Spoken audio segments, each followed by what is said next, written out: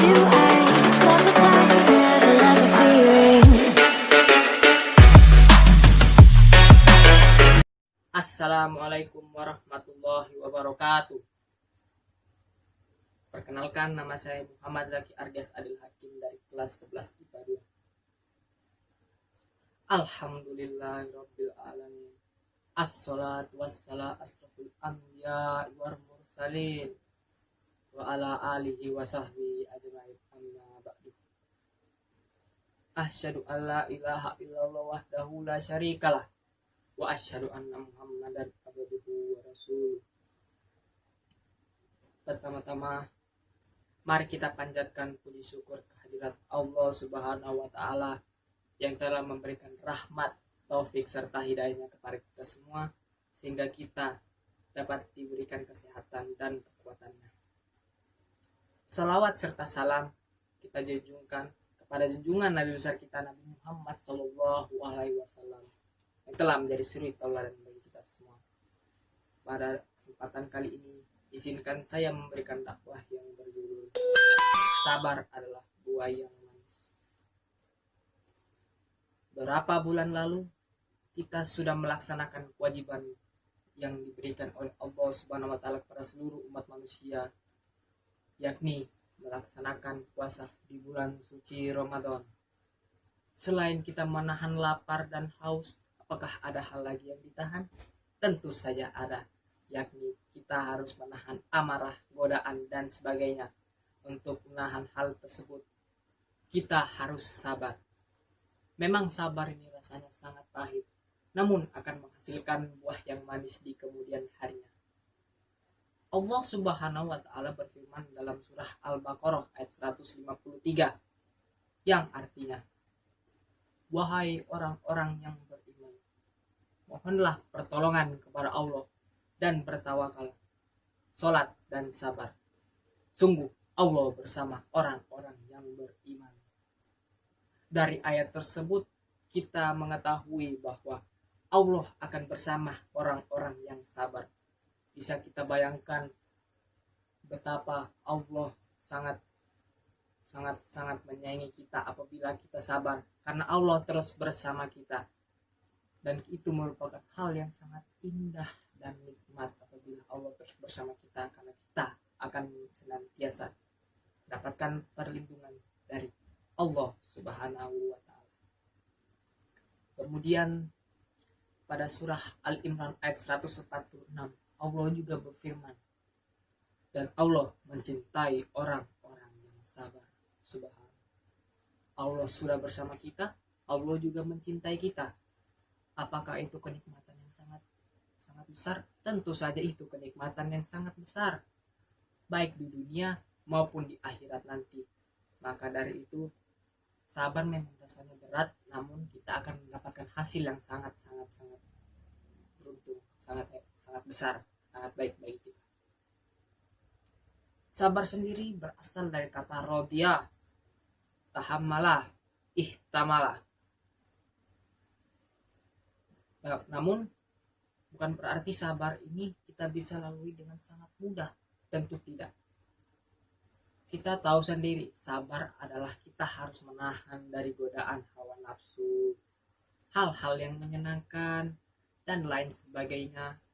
Namun apabila kita menelaah lebih lanjut dari sudut pandang Allah Subhanahu wa taala, hal tersebut merupakan hal yang sangat tercelah dan tidak baik untuk kita. Menurut dari kisah Nabi Yusuf pada Al-Quran, ada 3 jenis sabar yang harus kita lakukan di dunia ini. Yang pertama, sabar menahan amarah, yakni di mana saat kita mungkin dicaci maki orang lain, dicela oleh orang lain, dihina bahkan oleh orang lain, dan bahkan dipukul, ditendang oleh orang lain. Kita harus membalasnya. Apabila kita ingin bersama Allah, maka bersabarlah. Itu contoh sabar menahan amarah. Namun pada kisah Nabi Yusuf ada hal yang sangat menarik. Kita tahu sendiri kisah Nabi Yusuf merupakan nabi yang dibuang saat masa kecilnya oleh saudara-saudaranya. Bahkan dia saat dia didapat oleh orang, ia diperjualbelikan sebagai budak. namun berkat kesabarannya ia menjadi orang yang besar dan menjadi orang yang besar di suatu kerajaan. Saudara-saudaranya yang membuangnya pun meminta maaf kepadanya. Apakah Nabi Yusuf marah dan mencaci maki saudaranya dan mengusir saudaranya dari kerajaan? Tidak. Nabi Yusuf bahkan memaafkan saudaranya. Dia tidak mencaci maki saudaranya dan bahkan ia mendoakan saudaranya, semoga saudaranya diampuni oleh Allah Subhanahu wa taala. Masya Allah. Yang kedua, sabar menghadapi godaan. Godaan-godaan ini sebenarnya sangat banyak. Contoh dalam godaan hawa nafsu, hal yang tampak sangat menyenangkan dan lain sebagainya. Sebagai contoh pada kisah Nabi Yusuf di Al-Quran. Nabi Yusuf saat dewasa kita tahu sendiri mempunyai wajah yang sangat tampan, sehingga sangat banyak wanita ingin sangat kagum dengan ketampanannya. Namun saat dewasa ia bahkan diajak oleh seorang wanita untuk berzina. Namun apa kata Nabi Yusuf? Apakah dia menerimanya? Tidak. Nabi Yusuf menolaknya dan yakin bahwa Allah akan terus bersamanya. Subhanallah. Yang ketiga, ada sabar menghadapi cobaan, yang mana kita harus sabar dalam cobaan-cobaan yang diberikan oleh Allah. Mungkin kita terlilit utang, kita harus membayar tagihan dan lain sebagainya. Itu contoh sabar menghadapi cobaan. Pada kisah Nabi Yusuf saat itu sudah menjadi orang besar di sebuah kerajaan, dan sang raja pun meminta Nabi Yusuf menafsirkan mimpinya, di mana sang raja bermimpi melihat 7 ekor kambing gemuk yang dimakan oleh 7 ekor kambing kurus, dan ada 7 tangkai daun yang kering dan 7 tangkai daun yang hijau. Nabi Yusuf menafsirkan bahwa arti dari mimpi tersebut adalah kerajaan tersebut akan mengalami 7 tahun masa yang sangat sulit. Maka dari itu Nabi Yusuf pun menyarankan untuk bercocok tanam pada 7 tahun tersebut. Dan apa yang terjadi? Mereka berhasil melewati tahun-tahun sulit tersebut, berhasil lewati cobaan dari Allah Subhanahu wa taala tersebut dengan sabar, karena mereka bercocok tanam selama 7 tahun berturut-turut tanpa henti. Namun karena 7 tahun tersebut mereka isi dengan bercocok tanam, mereka tidak kesusahan dan tidak mengalami kesulitan dalam melewati tahun-tahun tersebut. Pada pandemi COVID-19 ini, sebelum itu saya ingin menjelaskan terlebih dahulu hikmah yang bisa kita ambil dari kisah Nabi Yusuf, bahwa sabar memang menghasilkan buah yang sangat manis. Dan juga kita lanjut lagi, di tengah COVID-19 ini, pandemi ini, sebenarnya kita diuji oleh Allah Subhanahu wa taala. Kita harus menghadapi sabar dalam menghadapi cobaan yang diberikan oleh Allah Subhanahu wa taala, di mana pada pandemi ini kita tidak bisa bertemu dengan teman kita. Kita lebih banyak menghabiskan waktu di rumah. Kita tidak boleh kumpul-kumpul di luar, sehingga kita harus di rumah, lebih banyak memperbanyak waktu di rumah.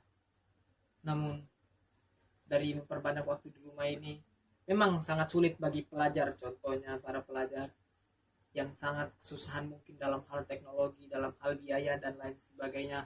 Ada juga pelajar yang sangat susah mencerna pelajaran dari guru karena harus melalui online, karena kita tahu sendiri jaringan selalu tidak bagus ya. Menurut surah Ar-Ra'd ayat 22 yang artinya, dan orang-orang yang sabar mencari keridhaan Tuhannya, mendirikan sholat dan menafkahkan sebagian hartanya yang kami berikan kepada mereka, dan secara sembunyi-sembunyi atau terang-terangan menolak kejahatan dengan kebaikan. Orang-orang itulah yang mendapat tempat kesudahan yang baik. Dan Allah juga berfirman dalam surah Ali Imran ayat 200 yang artinya, hai orang-orang yang beriman, bersabarlah kamu dan kuatkanlah kesabaranmu, dan tetaplah bersiap siaga di perbatasan negerimu, dan bertawakallah kepada Allah supaya kamu beruntung. Dari kedua ayat tersebut kita bisa mengambil beberapa pelajaran di dalamnya. Yang pertama dalam surah Ar-Ra'd ayat 22, yang dimana apabila orang sabar, akan mendapatkan tempat kesudahan yang baik. Maksudnya di sini, apabila kita terus sabar mendirikan sholat, memberikan nafkah sebagai nafkah kita kepada orang-orang yang membutuhkan, mungkin padahal apabila kita melakukan tersebut, kita akan berada di surganya Allah Subhanahu wa taala. Subhanallah.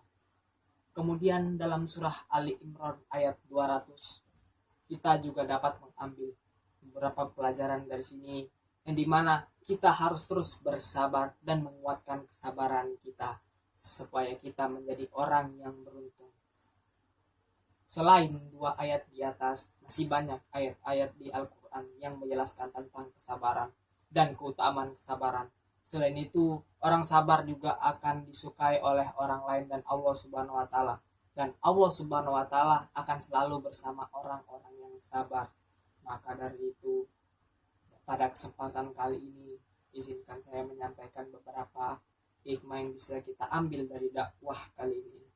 Pertama, orang yang sabar akan selalu bersama Allah Subhanahu wa taala.